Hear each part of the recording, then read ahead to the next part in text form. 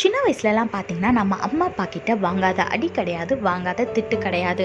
அதனால நம்ம அம்மா அப்பாவுக்கு நம்ம மேலே பாசமே இல்லையான்னு கேட்டால் அப்படி கிடையாது. அவங்களுக்கு நம்ம மேலே ரொம்ப பாசம் இருக்குது. அதனால தான் நம்மளை கண்டிக்கிறாங்க, திட்டுறாங்க. நம்ம பிள்ளை தப்பான வழியில் போயிடக்கூடாது, கஷ்டப்பட்டுறக்கூடாது அப்படின்றனால. இதே மாதிரி தாங்க ஏசப்பாவும் நம்ம வாழ்க்கையில் தர சோதனைகள், கஷ்டங்கள்லாம் நம்மளை அள வைக்கிறதுக்கோ இல்லை நம்மளை கஷ்டப்படுத்துகிறதோ அவரோட மோட்டிவ் கிடையாது. எப்படியாவது என்னோட பிள்ளைய நான் கரெக்டான ட்ராக்ல கொண்டு போகணும், வழி விலகி போகிறாங்களே அப்படின்னு சொல்லிட்டு நம்மளை திருத்துறதுக்காக தான் இருக்குமே தவிர நம்மளை கஷ்டப்படுத்துறதுக்கு கிடையாது. வேதத்தில் பாருங்க, நீதிமொழிகள் 3:12 போட்டிருக்கு, தகப்பன் தான் நேசிக்கிற புத்திரனை சிட்சிக்கிறது போல கர்த்தரும் எவனிடத்தில் அன்பு கூறுகிறாரோ அவனை சிட்சிக்கிறாருன்னு வேதத்துல போட்டிருக்கு. ஆமாங்க, ஏசப்பா உங்களுக்கு ஏதாவது ஒரு சோதனை கொடுக்குறாரு அப்படின்னா அவருக்கு உங்க மேல ரொம்ப பிரியம் இருக்குன்னு அர்த்தம். ஒருவேளை உங்களுக்கு ரொம்ப பிடிச்ச வேலையில இருந்து உங்களை வெளியே கொண்டு வந்திருக்கலாம். ஏன்னா அங்க யாரு எப்படிப்பட்டவங்க என்ன உங்களுக்கு விரோதமா பிளான் பண்ணாங்கன்னு தெரியாது. ஒருவேளை ஒரு சில நபர்களை, ஒரு சில க்ளோஸ் ஃப்ரெண்ட்ஸை உங்ககிட்ட இருந்து பிரிச்சிருக்கலாம்.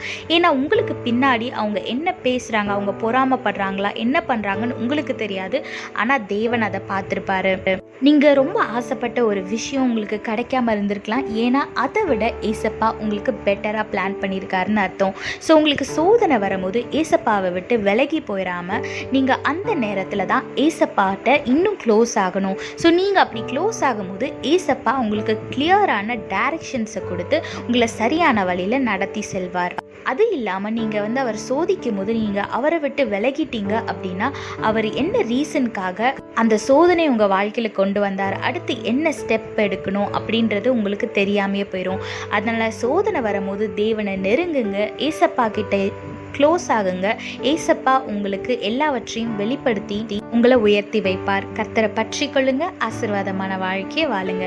கர்த்தர் உங்களோடு கூட இருந்து உங்களை ஆசீர்வதித்து பாதுகாத்து வழி நடத்துவாராக. ஆமீன். In our childhood days, we have got countless beatings and scolding from our parents. That doesn't mean that our parents don't like us. They are being strict because they love us so much. They are being so harsh on us so that we will not go in the wrong path and we will not worry in our future.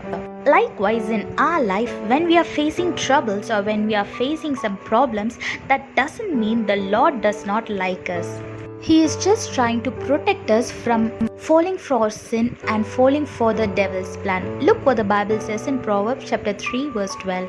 The Lord corrects those he loves, just as a father corrects a child in whom he delights. Yes, our Lord loves us so much, so he doesn't want us to go in a wrong way and suffer. Sometimes he makes you wait, sometimes he takes you away from some people and some places. It's just because he's protecting you from some people who are trying to poison you. So when our God is taking away persons or things or a job or whatever it might be, it is not to hurt you, but it is to protect you, and it is to say that he has greater blessings than this. So when you're facing any trouble, don't go far away from our Lord, but instead get closer to our Lord so that he can guide you in the right path and you can receive the greatest blessing that he has prepared for you. So hold on to Jesus, get close to him, walk by his guidance and live a blessed and peaceful life. God bless you all. Have a blessed day. Amen.